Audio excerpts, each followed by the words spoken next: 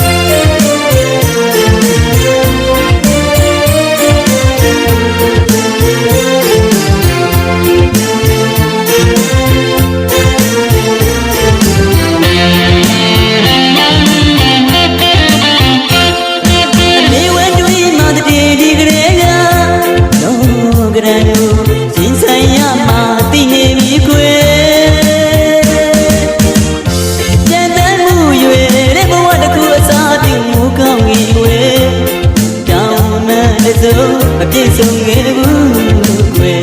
ဘဝကွယ်လည်းတစ်ခုရဲ့